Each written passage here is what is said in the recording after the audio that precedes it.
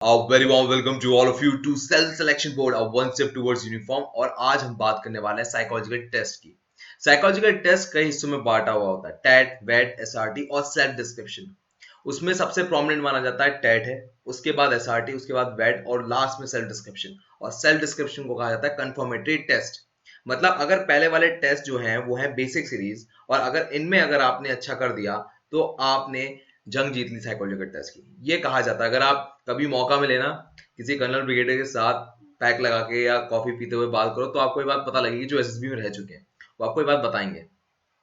But SD में काफी लोगों को कंफ्यूजन होता है और काफी लोग फेक पर्सनैलिटी लिखे आते हैं, वहां पर झूठ लिखे आते हैं। या एक और सवाल आता है, भाई 15 ओएलक्यूज होती हैं जिसमें सोशल एडेप्टिविटी, रीजनिंग एबिलिटी, कम्युनिकेशन बहुत सारी होती है, वो सारी लीडरशिप की क्वालिटी होती है। अगर मान लो आप उनमें से कोई एक लिख दो अपने एसडी में, तो क्या होगा? क्या आपका कोई चांसेस है रिकमेंडेशन का या नहीं? अब यहां पर हम इस बात को समझने के लिए बात करेंगे अशोक सर से। अशोक सर ने एसएसबी में सर्व किया एज अ साइकोलॉजिस्ट और वहां पर बहुत सारी स्टोरीज चेक की है।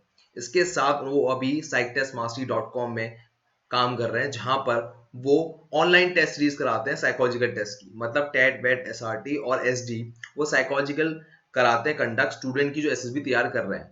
अब यहाँ से उनको बहुत बहुत लोगों को बेनिफिट होता है, और वही का एक्सपीरियंस एसएसबी का और psychtestmastery.com का वो हमारे साथ शेयर करने वाले हैं। और आपको बताएंगे कि एसडी में एक्चुअली होता क्या और सच क्या है उसका, और उसकी कई सारी मिथ तोड़ेंगे और आपको एनलाइटन करेंगी एसडी लिखनी कैसे है। चलिए उनसे मिलते हैं। जय हिंद सर। जय हिंद शुभम। सर, आप एसएसबी में जैसे साइकोलॉजिकल टेस्ट होता है, इसमें टेट, फिर वेट, फिर एसआरटी एंड फिर सेल्फ डिस्क्रिप्शन होता है, वैसे ही आप ऑनलाइन टेस्ट कंडक्ट कराते हो psychtestmastery.com पर। उसमें से एक पार्ट मैं आज उठाना चाहूंगा सर, वो है सेल्फ डिस्क्रिप्शन। बड़ा ही मेरे हिसाब से काफी ज्यादा कॉम्प्लेक्स हो गया सर सेल्फ डिस्क्रिप्शन, मेरे हिसाब से है नहीं। पहली बात तो सर, लोगों के मन में डाउट ये आता है कि टेट के बारे में धारणा ये हो जाती है कि अगर टेट में पास हो गए तो सेल्फ डिस्क्रिप्शन का कोई रोल ही नहीं है। Is it true sir? मैं ऐसा नहीं बोलूंगा।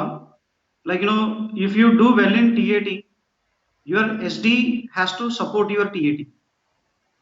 सब बात समझ नहीं आई। मतलब एक कुर्सी है, उसके चार पैर हैं, तो चारों के चारों बराबर होने चाहिए, आप ये कहना चाह रहे हैं? नहीं, इतना भी इंपॉर्टेंट नहीं है, लेकिन वहां पर साइकोलॉजिस्ट क्या देखता है सेल्फ डिस्क्रिप्शन में? दो चीज है।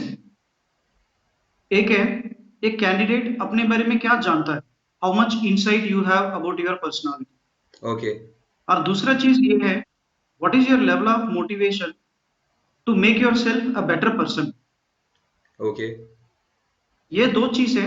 आपका जो इनसाइट और मोटिवेशन जो टीएटी में निकलता है, जो क्वालिटीज, उसके साथ मैच होना चाहिए। ओके। और कितना मैच होता है? ठीक है।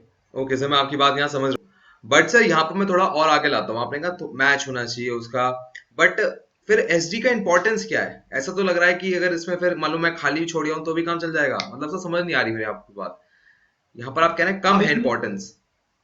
हाँ, अभी सिंपल से ये बोलेंगे, साइकोलॉजिस्ट का मेन असेसमेंट रहेगा तुम्हारा टीएटी, डब्ल्यूएटी, एसआरटी में। एसआरटी तक उनका लगभग असेसमेंट हो चुका, उनका डिसीजन भी हो चुका है इस हाँ। कैंडिडेट को क्लियर करना है कि नहीं। ओके। लेकिन एक असेसर के हाथ में एक ट्रेनेबिलिटी करके मार्क्स है, ट्रेनेबिलिटी मार्क्स कितना देना है हर कैंडिडेट का।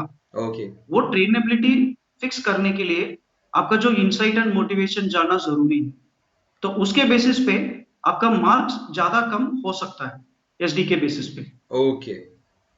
ठीक है सर, मैं आपकी बात यहाँ तक समझ गया।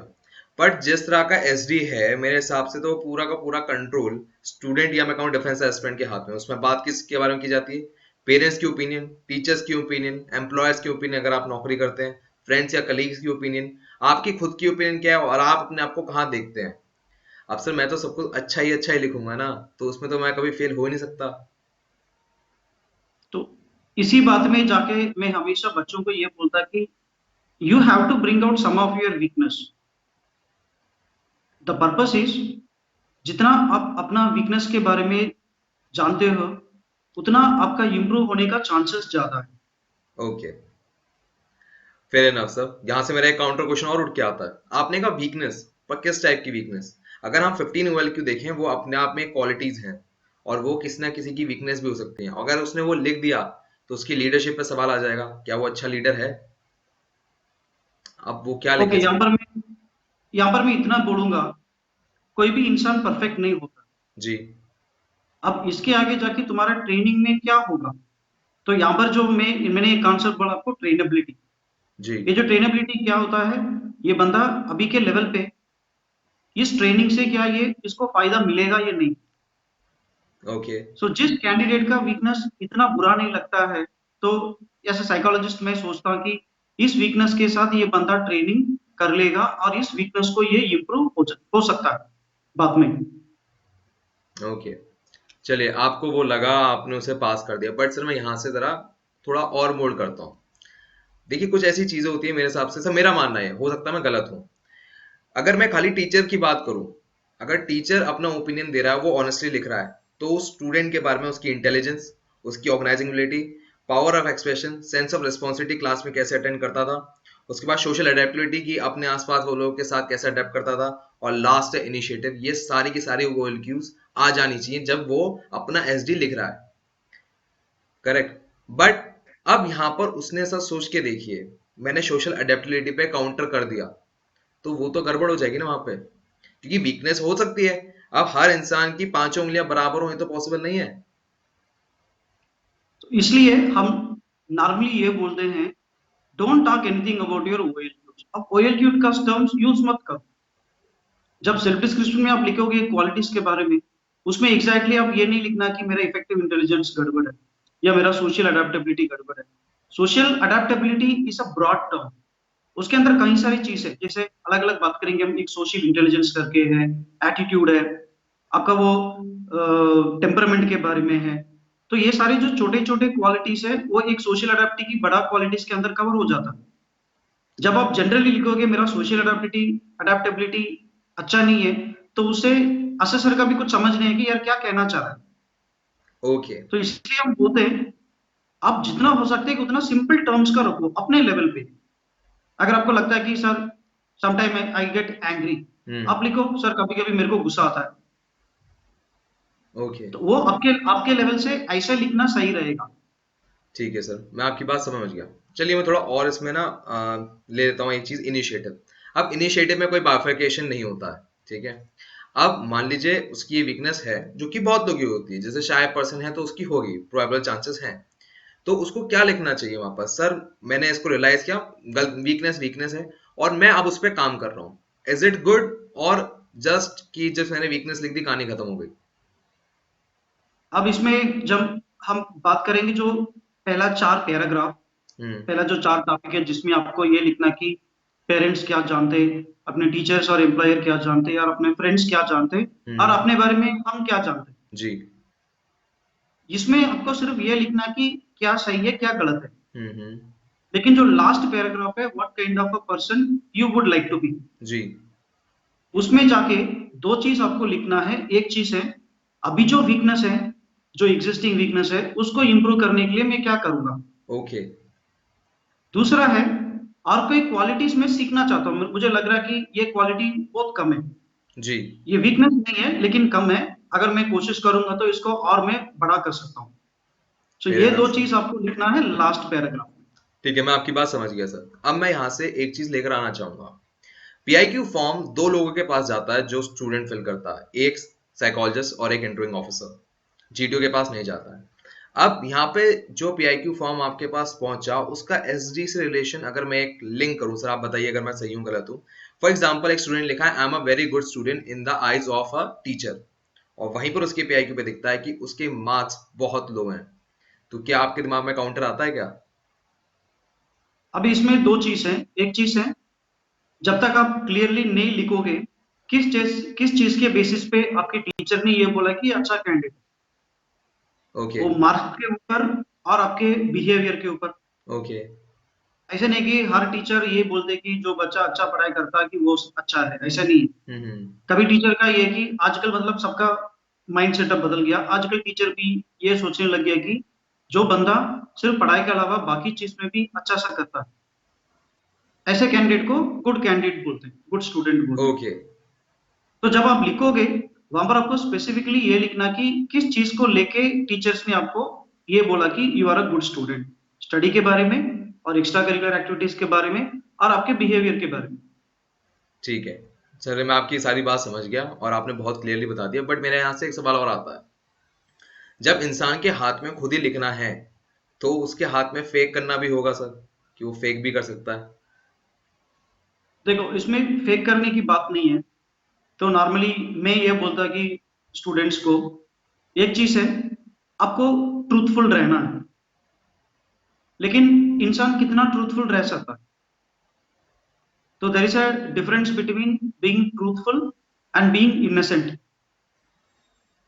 जो बंदा इनोसेंट रहेगा तो वो पूरे नेगेटिव पे चले जाएगा। इनोसेंट और ट्रूथफुल का अलग अलग मतलब होता है।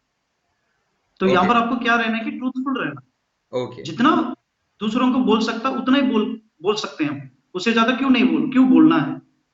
ओके सर, psyctestmastery.com में और एसएसबी में आपने कई एसडी चेक करी होंगी, तो मेजर कॉमन मिस्टेक आपको क्या मिलती है? लोग पॉइंट्स में लिखना सही समझते हैं कि पैराग्राफ में, या उसके अलावा आप कुछ और बताना चाहें तो वो भी जानना चाहूंगा सर मैं। मेजर प्रॉब्लम ये कि पॉइंट्स में कभी नहीं लिखना है। वहां पर इंस्ट्रक्शन में भी ये क्लियरली असेसर ये बोलता है कि you have to write one paragraph for each topic. तो आपको 5 पैराग्राफ लिखना है। जी। जो अगला मिस्टेक नॉर्मली लोग ये लिखते हैं कि हर पॉइंट मतलब हर पैराग्राफ में एक ही टाइप का क्वालिटीज को रिपीट करते हैं। जैसे हम बोलते हैं कि मैं पेरेंट से I am responsible person, teacher से again I am responsible person, और मेरा फ्रेंड्स भी बोलते हैं कि आई एम रिस्पॉन्सिबल पर्सन। ये तो एक कॉमन क्वालिटी बन जाएगा। अगर आप माइन्यूटली देखोगे एसडी को, इसमें योर पेरेंट्स, टीचर्स, फ्रेंड्स, इन सबका नजर अलग अलग होता है। जी। They all look at you in a different perspective. जी। तो उनको पर्सपेक्टिव से ये जो क्वालिटीज होना चाहिए। अगर एक बंदा कोई अगर लिखता कि my parents say that my communication skill is poor, अब इसमें कम्युनिकेशन स्किल्स पेरेंट्स के साथ कितना सही रहता है? ठीक है सर, मैं आपकी बात समझ गया। सर अब मैं एसडी के बारे में एक आखिरी बात कहना चाहूंगा। एसडी को कहते हैं कंफर्मेटरी सीरीज, और टैट वेट एसआरटी जिसको कहते हैं बेसिक सीरीज का हिस्सा। तो नाम से पता लग रहा है कंफर्मेटरी सीरीज, मतलब अगर इसमें कंफर्म नहीं हुआ तो तुम्हारी सारी मेहनत टैट वेट एसआरटी में जो तुमने सब किया है वो सब खत्म। क्या ये सही है? बिल्कुल नहीं है, ये गलत है। क्योंकि एक असेसर का, जैसे मैंने आपके शुरू में भी बोला था कि टीएटी, डब्ल्यूएटी, एसआरटी तक असेसमेंट खत्म हो जाता है। ओके। अब एसटी का इम्पैक्ट कितना रहेगा तुम्हारा टीएटी, डब्ल्यूएटी, एसआरटी में? ज्यादा नहीं रहेगा। अगर असेसर का कोई भी डाउट भी होता है हम्म। तभी जाके वो सिर्फ कॉन्फ्रेंस में कंफर्म करने जाएगा। ओके। ओके। ओके, इसका मतलब ओवरऑल हर चीज पे आपको ध्यान देना ही पड़ेगा, आप एकदम लूज नहीं छोड़ सकते। Overall performance is matter. ठीक है sir, that's all from my side. Sir एक बात बताइए, साइक टेस्ट मास्टरी में अभी आपके पास काफी वर्कलोड रहता है, तो जब इतना वर्कलोड रहता है इंडिविजुअली, जब इंसान, कई लोग पूछते भी होंगे आपसे, सर मुझे समझ में ही नहीं आता सर कि मेरी पर्सनैलिटी में क्या फ्लॉ आ रहा है, सर मुझे समझ में ही नहीं आ रहा सर, तो इसका आप क्या जवाब देते हैं? क्योंकि ये सवाल तो मेरे पास भी बहुत आता है, मैं कहता हूँ मैं सर से पूछूंगा। अब देखो, अब इसमें एक चीज है, मैं हमेशा सबको ये बोलता है कि कभी किसी का पर्सनालिटी में गड़बड़ नहीं रहता। ओके। प्रॉब्लम किस पे आता है कि आपके जो अप्रोच है हम्म। Towards the test. जितने भी बच्चे साइकोलॉजी टेस्ट में फेलियर होते हैं, हम्म। इसका मतलब ये नहीं कि उनका पर्सनालिटी में गड़बड़ है, ओके। लेकिन वो कहीं से गलती से सीख के आए कि हमको ऐसे करना है, ऐसे नहीं करना। ओके। तो वो जो रॉन्ग अप्रोच के कारण से उनका फेलियर ज्यादा होता है। इसलिए मैं बोलता कि ज्यादा पर्सनालिटी के ऊपर चिंता मत करो। एक टेस्ट को कैसे लिखना है और उसमें क्या क्या प्रोजेक्ट करना है, उसका तरीका सीखो। ओके, मतलब गलती हमेशा पर्सनैलिटी में नहीं होती, गलती इंसान के लिखने के तरीके में भी हो जाती है। हो जाता है ना। अगर जिस जहां पे आपको ये लिखना था कि मेन कैरेक्टर लुक्स सैड, आपने गलती से वहां पर लिख दिया कि मेन कैरेक्टर लुक्स डिप्रेस्ड। तो ओके। एक एक वर्ड से तुम्हारा पूरा माइंडसेट अब वहां पर अलग दिखता है। ओके, ये सर बात नहीं थी कि पर्सनैलिटी इंसान की कई बार सही होती है बट प्रोसीजर की ढंग से ना नॉलेज होने के कारण गड़बड़ जाती है। That's also for my side, thank you so much for your valuable time sir. Thank you Shubham. And I wish you all the best for sir psyctestmaster.com sir. Thank you Shubham, thank you so okay much. Sir, Jai Hind bye. Sir, take care sir, bye sir. अभी हमारी Ashok sir से बात हुई, उन्होंने self description के बारे में बहुत डिटेल में बताया, सारी मिथ्स भी क्लियर की, कैसे लिखना है वो भी बताया, और कहाँ लोग गलती करते हैं उसको भी समझाया। बट यहाँ पर एक आखिरी बात जो सर ने कही वो बहुत इंपॉर्टेंट है। कई बार लोगों की पर्सनैलिटी में फ्लॉ नहीं होता, बट वो एसएसबी का प्रोसीजर नहीं जानते हैं, राइट, कि एसएसबी में एक्चुअली क्या लिखना है और कैसे प्रेजेंट करना है। इस वजह से वो गलती कर जाते हैं। वो गलती आपको नहीं करनी। और सेम गलती आदित्य मशाली ने भी की थी। वो अपने फर्स्ट अटेम्प्ट में टीएस एंट्री से रिकमेंड हो गए थे, वो मेरिट आउट होने के चक्कर में उन्हें बाहर होना पड़ गया और उसके बाद उन्हें कई एक बार एसएसबी देनी पड़ी। सो फाइनली वो अपने 7th अटेम्प्ट में जाके रिकमेंड हुए और सिर्फ उनकी गलती इतनी थी कि उन्होंने प्रोसीजर नहीं समझा। वो पहले अटेम्प्ट में हुए, टीएस एंट्री से कहीं ना कहीं लक फैक्टर भी था उनके साथ और वो रिकमेंड हो गए। बट जब वो बार बार रिकमेंड नहीं हो रहे थे तो उन्होंने जोर दिया कि वो उस प्रोसीजर को समझे, क्योंकि उन्हें कहीं ना कहीं बिलीव आ रहा था यार मैं इंसान तो वही हूं ना जो टीएस एंट्री से रिकमेंड हुआ था, भले ही मेरिट आउट हो गया हो, तो ऐसी क्या बात है। तो उन्हें समझा कि प्रोसीजर मुझे नहीं समझ में आ रहा है। कहीं ना कहीं वहां पर एक तुक्का लगा था, टीएस में लक फैक्टर था, बट यहाँ पर अब मुझे प्रोसीजर समझना पड़ेगा। एंड फाइनली वो सीरियस अटेम्प्ट से रिकमेंड हो गए हैं और आईएमए ज्वाइन करने की कगार पे हैं। सो आप वो गलती मत कीजिए। आपका ये जो अटेम्प्ट है ये गोल्डन अटेम्प्ट है। अब यहाँ पर मैं आपको एक एडवाइस करूंगा कि आप साइक टेस्ट मास्टरी में जरूर एनरोल करें। रीजन सिर्फ एक ही है कि एसएसबी आपकी जो आ रही है वो एक बहुत कीमती चीज है। वहां पर अगर आप आउट हो गए तो आपको वापस ही आना पड़ेगा। आप री नहीं दे सकते जैसे गेम्स में होता है, मोबाइल गेम्स में होता है कि चलो आउट हो गए दोबारा स्टार्ट कर दो। नहीं, 6 महीने रुकना पड़ेगा या नेक्स्ट जब भी आपकी एसएसबी आएगी तब रुकना पड़ेगा और हो सकता है ये आपकी आखिरी एसएसबी हो।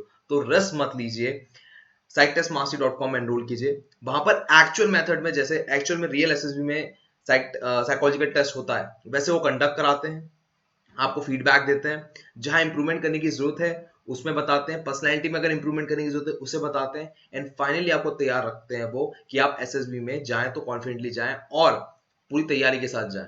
और खास बात यह है कि वो आपकी जब तक एसएसबी खत्म नहीं होती तब तक वो आपका सपोर्ट देते हैं। मतलब आप फोन करके पूछ सकते हैं सर मुझे ये दिक्कत आ रही है वो दिक्कत आ रही है, and they are ready to help you. So go and check out psychtestmastery.com। इसका लिंक डिस्क्रिप्शन बॉक्स में। मैं मिलता हूं आपसे आगे। Bye bye, take care. मैं उनको रोज सोचता हूँ, मैं उनको रोज सोचता